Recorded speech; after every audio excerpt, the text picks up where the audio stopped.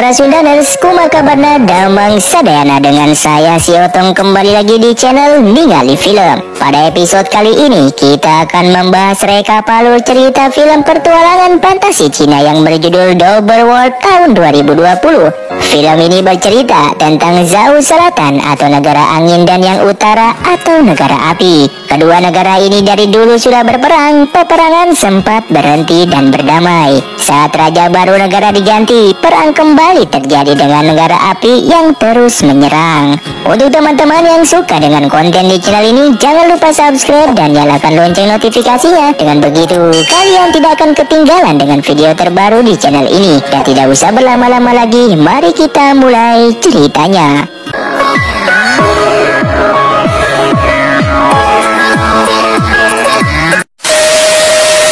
Film ini berawal dari dua orang utusan dari negara api yang menyerahkan hadiah kepada Raja Angin yang bernama Along. Tapi tiba-tiba dua orang itu melemparkan hadiah tersebut dan ternyata itu adalah jebakan, sehingga peperangan pun dimulai.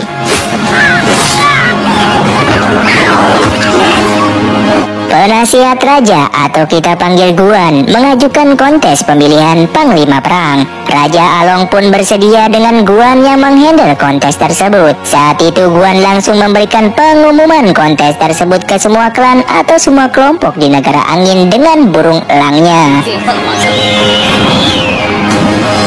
Di sebuah desa yang bernama Qingyuan, ada seorang pemuda yang bernama Yilong dengan santainya mencuri air bersih dan ketahuan, dan terjadilah kejar-kejaran.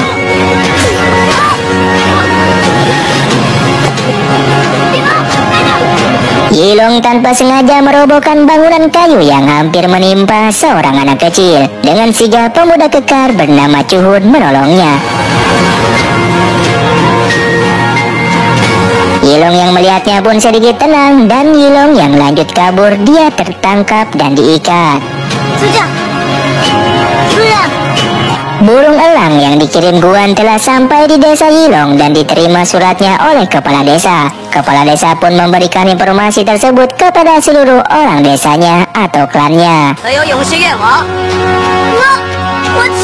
Yilong yang mendengar pengumuman itu bersedia untuk ikut kontes yang diadakan di kota Phoenix tersebut dengan tujuan agar dirinya tak disebutkan berandalan lagi, tetapi orang di desanya malah mentertawakan Yilong. Saat itu seseorang yang bernama Jingga pun bersedia. Ketika kepala desa menyebutkan nama Guan, Chuhun langsung bersedia untuk mengikuti kontes tersebut. Kemudian Jingga yang meremehkan kemampuan Chuhun, dia didorong oleh Chuhun hingga mencium pasir.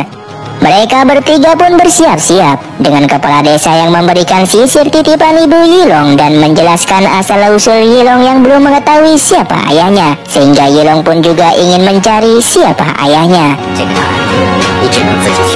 Kepala desa juga memberikan tombak kepada Chuhun, dan tombak itu juga sering dibawa oleh Chuhun saat dia kecil. Mereka bertiga pun melakukan perjalanan. Dalam perjalanan, Jingga menjelaskan mengenai hutan mistik yang dapat memberitahu kejadian masa lalunya, sehingga Yilong dapat mengetahui siapa ayahnya. Tetapi hutan mistik itu hanya dongeng yang belum tentu benar adanya. Tiba-tiba muncul kalajengking besar yang menusuk Jingga, sehingga Jingga pun dibawa oleh kalajengking itu. Kemudian Chuhun pun beraksi dengan kungfunya.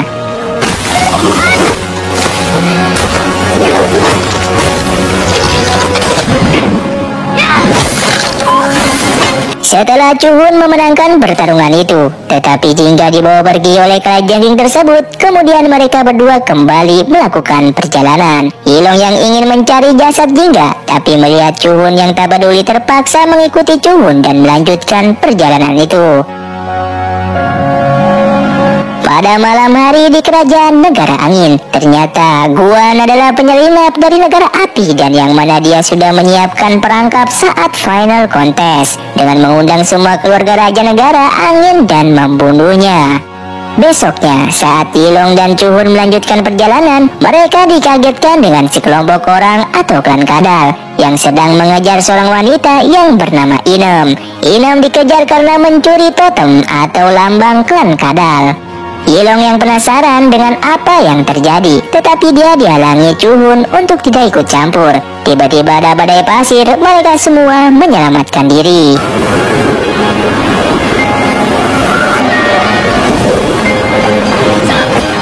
Salah satu klan kadal yang terbawa oleh badai pasir ditolong oleh Yilong. Chuhun yang melihat Yilong juga ikut menolongnya. Tetapi tombak Chuhun yang tidak mampu bertahan pada akhirnya harus ikut terlempar. Setelah badai pasir Yilong, mereka bertiga pun selamat. Dan ternyata yang ditolong Yilong pada saat badai pasir itu adalah ketua dari klan kadal, sehingga Yilong diberikan kuda sebagai hadiahnya. Kemudian Yilong pun bertanya mengenai hutan mistik, dan ketua dari klan kadal itu pun menjelaskan bahwa itu hanyalah dongeng, dan mereka pun melanjutkan perjalanan ke kota Phoenix. Sampailah mereka di kota Phoenix. Semua orang dari masing-masing klan pun berkumpul di sana. Di tempat tersebut ternyata ada Inem, dan klan kadal yang melihatnya pun langsung menghampirinya, dan terjadilah sedikit pertarungan yang pada akhirnya klan kadal mendapatkan totem mereka kembali.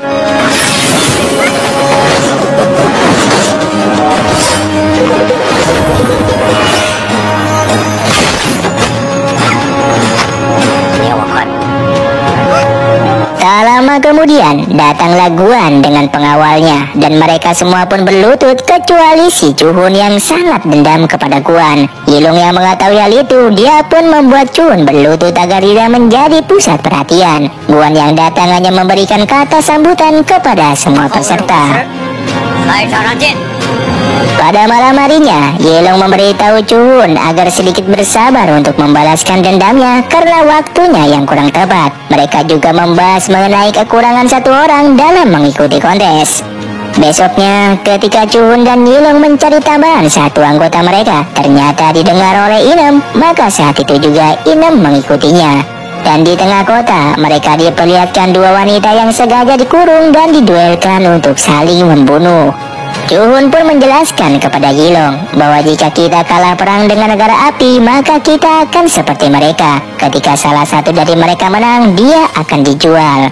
Kita sebut saja wanita ini bernama Yeyen. Yeyen yang melihat tombak Chuhun dengan ujung tombak yang patah, langsung memandang Chuhun dengan penuh kebencian. Saat Chuhun ingin pergi, Inem menyenggolnya dan membuat Chuhun mengangkat tangannya, yang berarti Chuhun ingin membeli si Yeyen. Chuhun dan Yilong yang kebingungan pun terpaksa membayarnya. Di tengah perjalanannya, Yilong dan Chuhun dihampiri Inem yang ingin menjadi anggota mereka dan mengikuti kontes, tetapi ditolak oleh Chuhun. Saat itu Inem pun menunjukkan sedikit skill kungfunya, dan Yilong pun setuju dengan Inem yang menjadi anggota mereka. Chuhun yang awalnya menolak akhirnya setuju. Pada malam harinya, Yeyen yang kesal dengan Chuhun mencoba untuk membunuhnya, tetapi Chuhun menyadari akan hal itu dan terjadilah sedikit pertarungan. Yeyen pun menjelaskan kepada Chuhun kenapa dia begitu membencinya, karena Yeyen mengingat bahwa tombak yang Chuhun pegang adalah yang membunuh ayahnya. Chuhun pun mengatakan kepada Yeyen akan menebus dosanya setelah membunuh Guan. Besoknya mereka semua mengikuti kontes untuk mempertaruhkan nyawa mereka.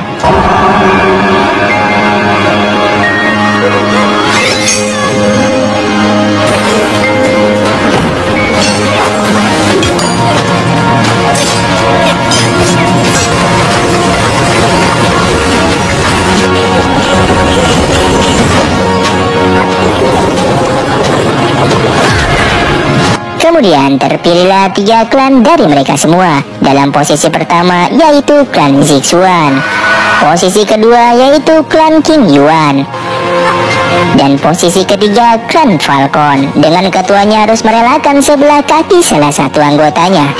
Sedangkan untuk klan lain yang kalah akan mendapatkan cap di pipinya yang bertuliskan pecundang.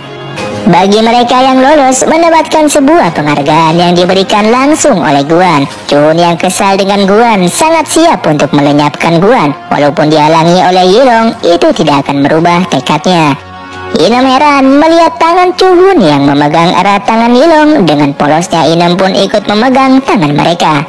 Saat Guan menyerahkan penghargaan kepada mereka, dia melihat tombak berukiran tulisan Chu yang dipegang oleh Chuhun. Chuhun dengan berat hati tidak jadi membunuh Guan, sedangkan Yeyen yang sudah siap dengan panahnya pun tidak jadi membunuh Guan. Saat mereka istirahat dan makan, Chuhun yang kasihan memberikan makan kepada Jayen. Tapi tiba-tiba ada pisau terbang yang mengarah ke Chuhun dan sekelompok orang yang menyerang Chuhun. Kemudian Yelong dan Inam pun membantu Chuhun dengan sedikit kungfunya. Tapi saat Yelong ingin menangkapnya, tiba-tiba muncul bucur panah dari seorang yang tak dikenal yang membuat musuh tersebut KO. Keesokan harinya, bagi klan yang lolos ke tahap selanjutnya harus mengambil telur dari seekor monster perang peliharaan negara angin. Saat Inem yang melihat bunga yang cantik ingin menyentuhnya, tetapi dihalau oleh Chuhun dan Chuhun pun terkena racun dari bunga tersebut. Untuk penawar racunnya sendiri semacam lumut warna jingga yang tumbuh dalam kegelapan. Yelong dan Inem pun yakin penawarnya ada di dalam gua tersebut dan mereka pun mencari penawar tersebut. Sedangkan di tempat lain, klan Zisuan sedang bertarung dengan rumput ilalang yang bergoyang-goyang. Klan Falcon yang melihatnya ingin membantu tetapi sudah terlambat, sehingga mereka melanjutkan mencari telur tersebut dan mereka pun menemukan telur tersebut dan langsung pergi. Tetapi lagi dan lagi dihalangi rumput ilalang yang bergoyang. Salah satu anggota klan Falcon ketarik rumput ilalang. Yelong yang melihat ingin membantunya tetapi sudah terlambat juga. Tiba-tiba muncullah monster perang yang mirip ular sawah menyerang karena telurnya diambil. Telur yang terlepas dari anggota Falcon diambil oleh Inem dan kabur. Mereka pun saling kejar-kejaran.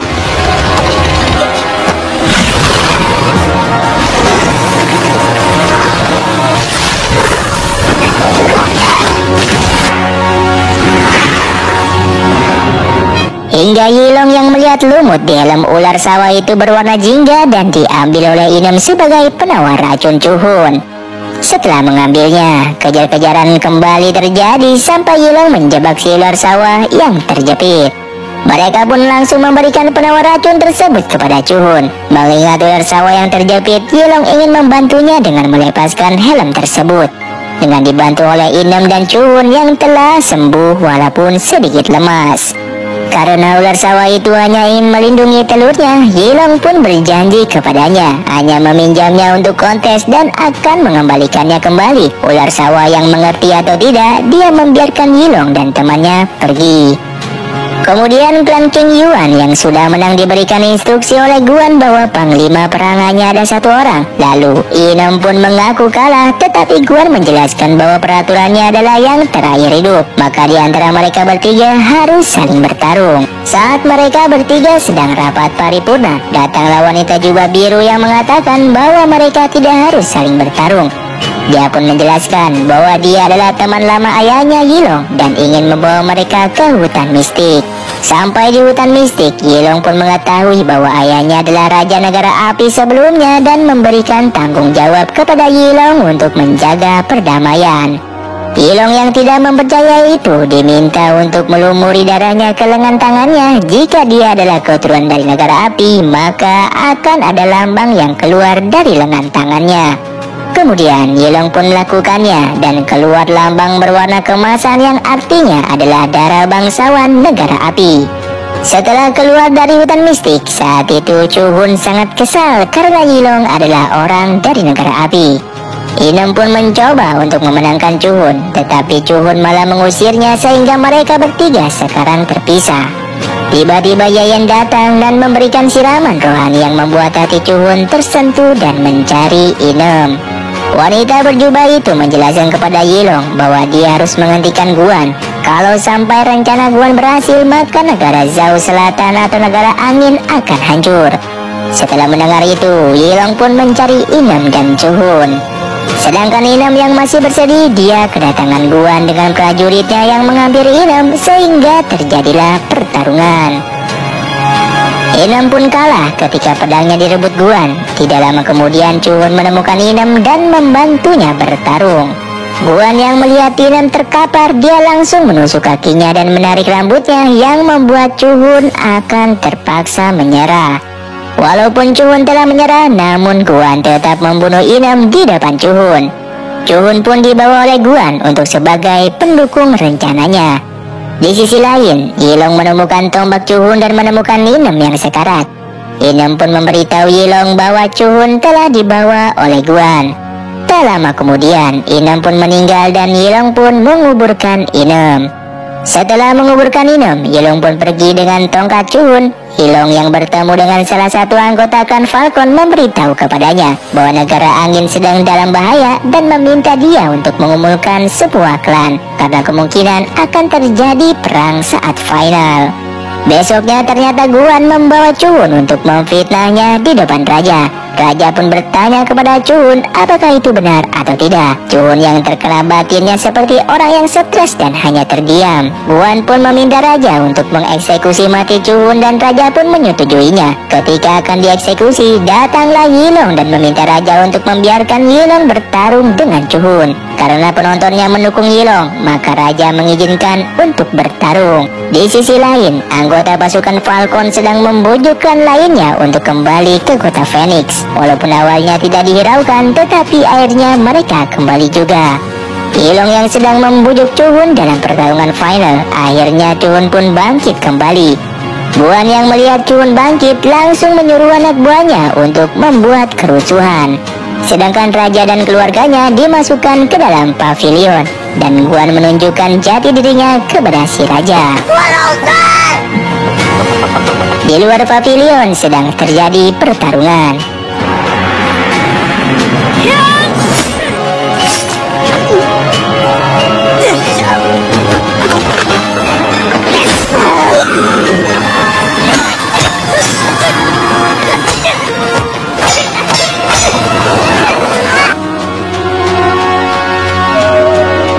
Guan yang menyusun rencananya menyiraminya dan membakar tempat tersebut, sedangkan dia pergi dengan capung buatannya. Saat Guan ingin pergi, dia dihalangi oleh Yilong dan raja yang sudah terkurung diselamatkan oleh Chun dan anggota Falcon.